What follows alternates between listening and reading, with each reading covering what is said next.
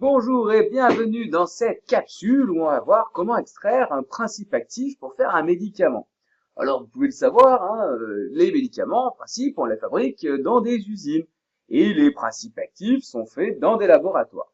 Mais on peut également trouver certains principes actifs dans la nature.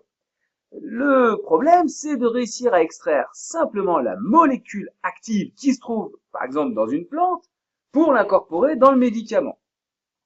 Alors pour ça, il existe plusieurs techniques. Par exemple, l'extraction solide-liquide que vous connaissez probablement bien. Il suffit par exemple de prendre du thé, de mélanger ça avec de l'alcool ou de l'eau chaude par exemple.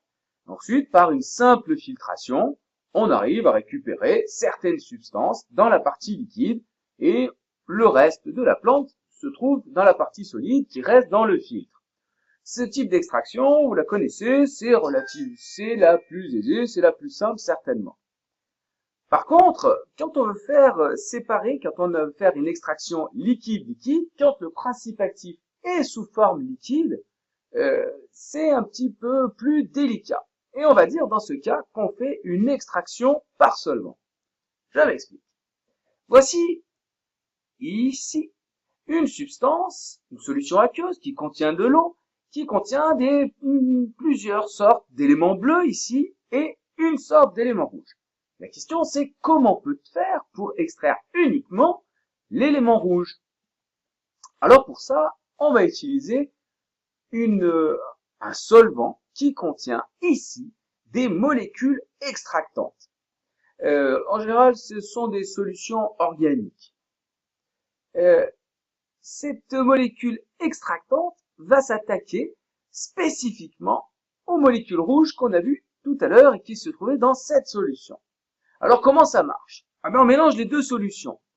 Là, ce qui est judicieux, c'est de faire en sorte que le solvant extracteur jaune qui se trouve ici ne soit pas miscible avec la solution initiale là.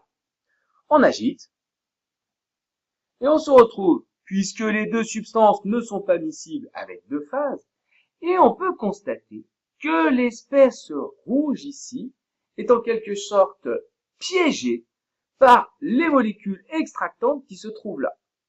De cette manière-là, toutes les molécules rouges vont passer dans la partie supérieure et vont être extraites de la substance initiale, du liquide initial. On va donc se retrouver ici, après décantation, après repos de la solution, avec une phase supérieure dans laquelle se retrouvera l'espèce rouge qu'on souhaite extraire et le solvant extracteur. Si on résume, une solution organique pour extraire, la solution aqueuse qui contient l'espèce rouge à extraire, l'espèce extractante qui se trouve ici, en mélange. Les petites espèces à extraire sont piégées par l'espèce extractante et on se retrouve ici avec deux phases et celle-ci contient la molécule, par exemple le principe actif qu'on cherche à extraire. Quelques conditions sont à noter pour que ça fonctionne bien. Alors, le solvant extracteur doit répondre à deux critères et c'est la partie importante de la leçon.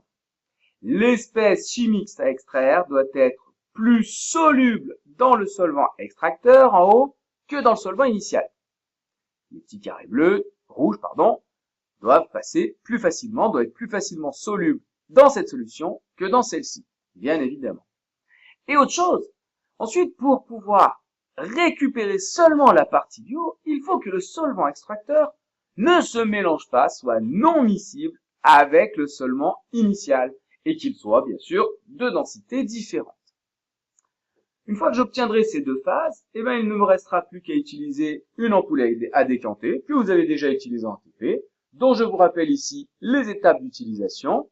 D'abord, introduire les deux espèces, mélanger, purger les gaz, ici en ouvrant le robinet pour éviter les surpressions, décanter pour que les deux phases se séparent bien, et enfin, simplement récupérer la partie qui nous intéresse.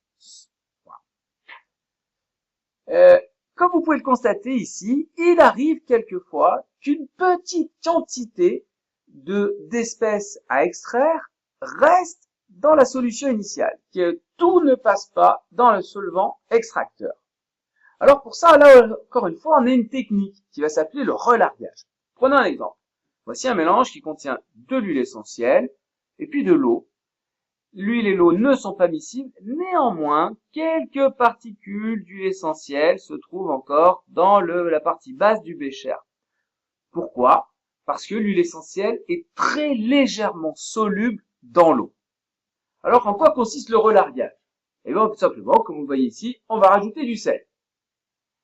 L'huile essentielle est moins soluble dans l'eau salée que dans l'eau douce. Donc, les quelques molécules d'huile essentielle qui se trouvaient dans la partie inférieure vont passer dans la partie supérieure, puisque je vous le rappelle, l'huile essentielle, ici, HE, est moins soluble dans l'eau salée que dans l'eau douce. Le fait de rajouter du sel s'appelle un relargage. Une dernière technique qui permet de séparer des éléments, de récupérer un principe actif, une molécule qui se trouve dans un mélange liquide, ça va être l'hydrodistillation. Tout d'abord, on va parler du dispositif. Alors ici, un support élévateur, un système de chauffage, un ballon, un col, un réfrigérant, ici relié à un tuyau qui lui-même est relié au robinet, et puis ici, un Erlenmeyer. Alors voilà comment ça fonctionne. En général, on utilise ce principe de dispositif pour fabriquer par exemple des huiles essentielles. Prenons un exemple. Ici, dans mon récipient, j'ai un mélange d'huile essentielle. Prenons par exemple des écorces d'orange qui se macèrent dans de l'eau. Voilà comment ça fonctionne. Dans un premier temps, on allume le chauffage ici. Non, il n'est pas marché. Pardon, c'est pour ça. Dans un premier temps, on met en route la circulation d'eau. Alors ici, donc, vous avez de l'eau du robinet froid qui circule dans cet élément de verrerie qui a deux parois distinctes. L'eau du robinet entre par le bas et sort par le haut pour que tout le réfrigérant ici soit alimenté en eau froide. Maintenant, on peut mettre en route le système de chauffage. On va y arriver. Voilà. Ça y est. Alors, le mélange qui contient les zestes d'orange, admettons, et l'eau, chauffe, et petit à petit, de la vapeur se forme. La vapeur, cette vapeur ici, va être chargée d'huile essentielle et d'un petit peu d'eau. Tous les zestes de citron, toute la matière solide, toute la masse, c'est ce qu'on appelle le mou, tout ce qui a macéré, va rester à l'intérieur, et on ne va récupérer dans les vapeurs que l'huile essentielle et l'eau. Une fois que cette vapeur arrive dans cette partie ici froide, la vapeur va se condenser. Le mélange d'huile essentielle et d'eau redevient liquide et peut ensuite retomber ici à l'intérieur de l'Erlen. Et on se retrouve, puisque l'huile essentielle et l'eau ne sont pas miscibles, on va se retrouver ici avec deux phases. L'huile essentielle étant moins dense, elle sera dans la partie supérieure. Et là encore une fois, on n'aura plus qu'à utiliser une ampoule à décanter pour séparer ces deux phases. C'est ce qu'on appelle le principe de l'hydrodistillation qu'on reverra en TP. Alors voilà, j'espère que cette capsule vous aura plu. N'oubliez pas de remplir le petit questionnaire en ligne. Et moi je vous dis à plus en classe!